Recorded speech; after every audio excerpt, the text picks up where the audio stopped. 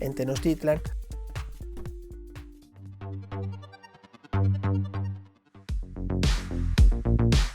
Los manjares, la comida de las ciénagas se degustaba mucho, se consumían ranas, peces y algas. Incluso esos materiales se utilizaban junto con las rocas para construcción. Les hablo de las algas, se usaban como relleno. Rocas y rellenos se usaban para ampliar y estabilizar las pantanosas chinampas, que son parcelas de tierra que se usaban para la agricultura, que tienen una productividad inimaginable. En ese momento histórico eran el mejor método para hacer producir un pedazo escaso de tierra. Las chinampas era una técnica de una agrotecnología puntera en el mundo. Ahora, regresando a esto, también el escombro, el mortero, el adobe eran utilizados para la construcción, y se hacía cal y se utilizaba para hacer estuco, y se utilizaban de forma habitual. Las ciudades eran llenas de color, bien edificadas, con piedra y con colores. No eran únicamente el color de la piedra. Regularmente se pintaban de colores vivos. La piedra suelta y el escombro se importaban de las regiones costeras fuera de Tenochtitlan, pero llegaban a la ciudad y se utilizaban en la construcción de las edificaciones, tanto religiosas como públicas. Las gentes usaban madera de los bosques como el pino y el roble, y se hacían con ellos vigas de soporte y jambas de puertas. Ojo, hacían puertas de pino y de roble. Los aztecas eran tan adeptos a trabajar y tallar la piedra que los españoles, en una época posterior, utilizaron y combinaron los artistas indígenas con sus propios artistas, que usaban herramientas de metal en la construcción de edificios coloniales. Ahora, solamente como reflexión, sabes que la ciudad de Puebla se llama la ciudad de las 1001 iglesias, porque cuando casi no había habitantes, cuando eran muy pocos los españoles que habían llegado, y con el mestizaje hubo de pasar siglos para que la población creciera de manera significativa, hasta llegar escasamente a 1 millón de habitantes en épocas ya posteriores. Te he de decir que cómo fue posible que se edificaran tantos miles de edificios religiosos con paredes de 1 o 2 metros de espesor. Simplemente la ciudad de Puebla no se edificó lógicamente de la noche a la mañana, pero en la época colonial se hicieron la mayoría de sus edificios religiosos.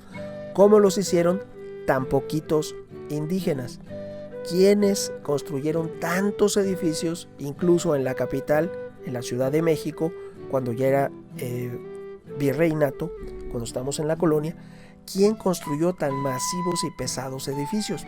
Si tú entras al Palacio del Virrey, que hoy es el lugar donde todos los días despacha el presidente de México, que era el Palacio del Virrey, si tú entras e ingresas a alguno de los patios, podrás ver que hay pilares de hasta más de 1 metro de espesor.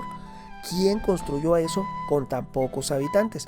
Recordemos que por las enfermedades traídas por la viruela, el llamado cocolistli, falleció el 90% de la población inmediatamente después de que cae Tenochtitlan en agosto de 1521. Fallece el 90% de la población en los siguientes 40 años. Entonces, durante 300 años que duró la colonia, ¿quién construyó todos esos edificios? ¿Qué habitantes lo hicieron? Solo como reflexión.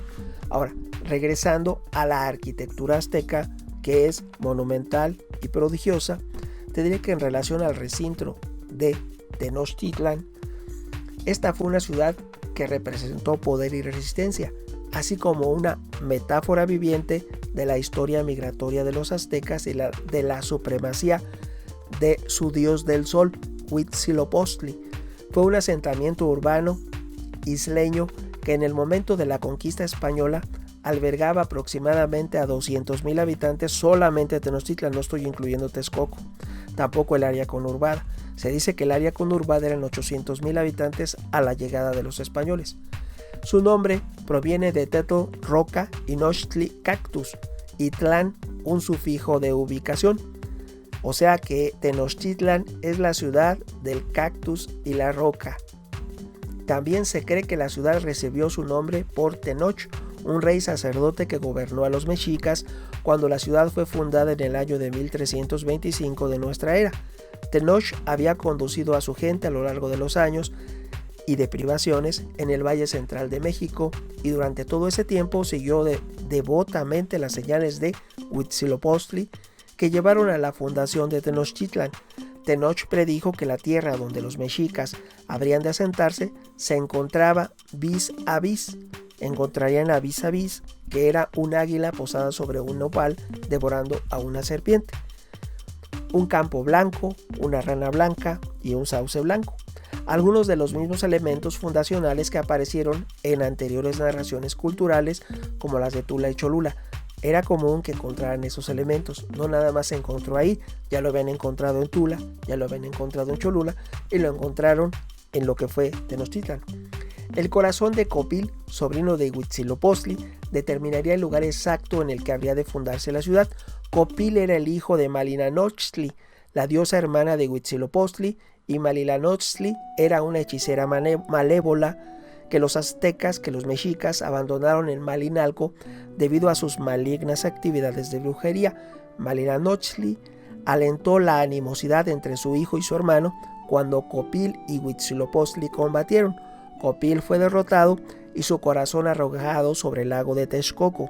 Este fue a caer en la isla que llegaría a transformarse en Tenochtitlan. Es nada más una reflexión sobre la leyenda documentada sobre el origen del nombre de Tenochtitlan.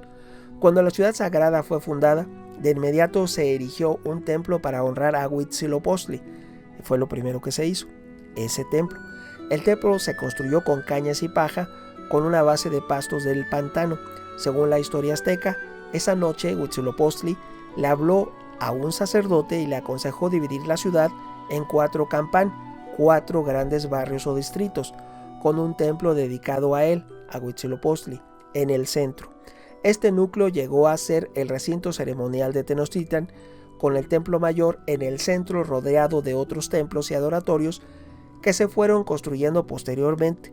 El complejo estaba rodeado por un muro y solo se podía entrar al mismo a través de 4 puertas orientadas hacia los 4 puntos cardinales, como las calzadas que conducían hacia afuera de la ciudad. Al principio, Tenochtitlan estaba estructurada de la misma manera que otras capitales de ciudades-estado, con un área central planificada y una región organizada en las afueras del recinto. El trazado al que hicimos referencia cambió cuando la población aumentó de forma exponencial, cuando quedó determinado que Tenochtitlan se transformaría en la capital de la civilización azteca. La ciudad fue renovada.